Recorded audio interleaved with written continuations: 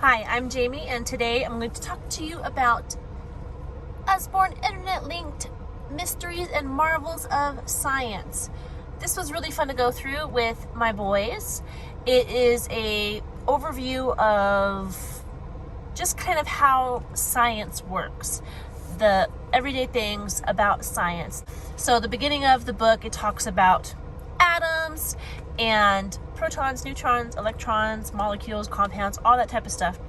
Then it goes into matter and the different types of matter, and they used water as an example, of course, because that's one that kids can definitely relate to.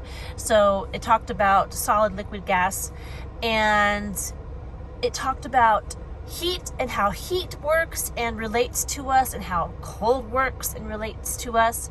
It talked about some of the mysteries of space, just barely touched on that a little bit. It talked about computer technology and nanotechnology. It talked about sound, which was really cool, especially when it talked about sounds that are there, but we as humans cannot hear. There's a certain high decibel that we can't hear above it, and then a low decibel that we can't hear below it. And it was talking about how there will be sounds below that low threshold decibel that people will be in contact with but not be able to hear, but it has like a physical effect on them. People will often think that a house or area is haunted because there's like this foreboding feeling, and it is actually a low decibel sound that they can't hear, but it like has a physical effect on the body. Just really cool stuff. That's one thing that I learned from this book that I did not know before, and I just think about because you see all these shows on television of people claiming that this house is haunted or whatever, and they'll have videos and stuff, and I wonder how much of that is doctored and how much of it is real. But anyway, that's another thing.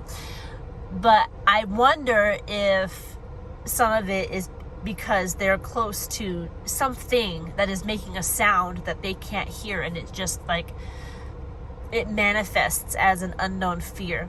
So I thought that was really cool. It is internet linked, but we didn't, funnily enough, we didn't use any of the internet linked links. We just went through what it said, and the pictures are good enough that we didn't have to use the links. I'm sure they often have videos. If you follow the link, they'll have different YouTube videos and sometimes activities that go with the lesson.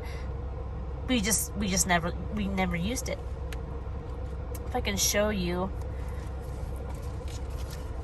this is the ocean floor when you use sonar sound to map it out. So that's pretty cool. But every single page has pictures to it. That's just the type of book it is.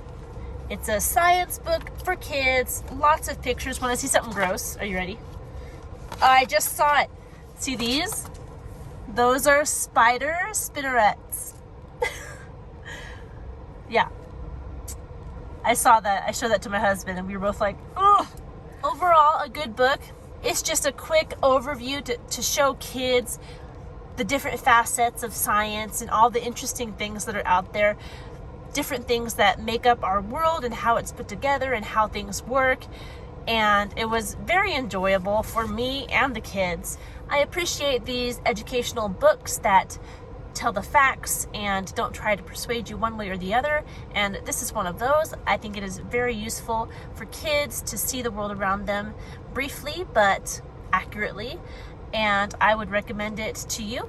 And I think you would have a lot of fun just looking through it, reading through it, seeing the different illustrations, and maybe you and your family would actually use the links because they are a good resource. We have done other books by Usborne, an animal one actually a few years ago, and we did do the links in that one, and it was a lot of fun, and the kids actually looked forward to looking at those videos that taught on what the pictures show in the book. So I hope you have a wonderful day, and I thank you for watching, and I will see you in the next video. Bye.